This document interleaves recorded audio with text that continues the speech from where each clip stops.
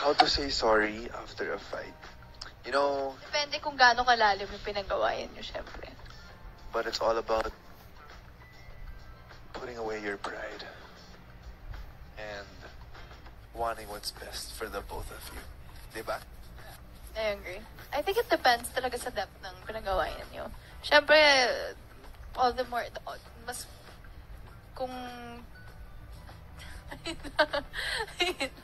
syempre kung mas may gravity yung ginawa nila sa'yo, or mas may gravity yung ginawa mo sa kanila.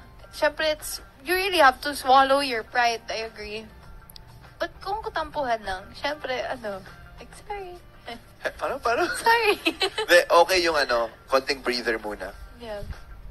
That's healthy naman to have some space, like maybe an hour or something to get yourself in the right headspace. And then when you're in the right mind to talk, dun. Surprise! Okay, ako, how to surprise. I think the most important thing is making sure na nandun yung mga mahal niya sa buhay. Tsaka True. nandun yung mga taong sumusuporta sa kanya at parang nag-lift up sa kanya. So, yun yung parang mahalaga pagdating sa surprise. Yeah, I agree with that. And syempre, And then you combine that with something that the other person loves doing. food, thing. Yeah. So, yun. Showing them that, maayos kayo nagko-communicate. Open pa rin kayo na pag-usapan ng mga bagay. You're open about aligning for things and you talk about each other's problems. Man, that's how you know that you trust each other. Kasi you share stuff that you share stuff that you would only share with that person also. And then you want to know like how they feel, yung feedback nila, kung ano yung advice nila. Para makikita mo, oh, he trusts me, she trusts me because he's sharing this with me.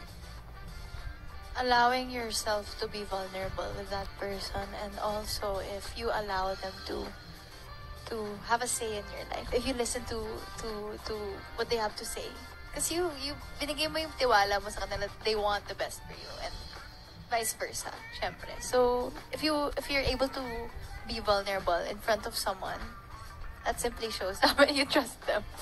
There are a lot of love languages, syempre, and I think depende yan sa love language natin. Ako last ko kasi, di ba, yung gift. So, there's a lot of ways. It can be acts of service, words of affirmation, quality time, physical touch. So, in those aspects, pwede mo rin pakita na mahal mo isang tao. Ako, kung saan mo nalagay yung time mo, doon mo malalaman kung parang yun din ba yung pinaprioritize mo. So yun, you could give them your time. That's free, diba? Tingin ko ako yung tipong tatahimik muna. Yeah. Tapos, syempre, like, parang I'd give my time. I'd give myself time to process. Why am I feeling this way? And then after I process it, I'd openly communicate it with my partner. Yeah. Agree. Siguro ganun din ako. Yeah. Tahimik sa una, tas magko-confront na. Confrontation. Confrontation. Oh my God, it's so Eksena pa na.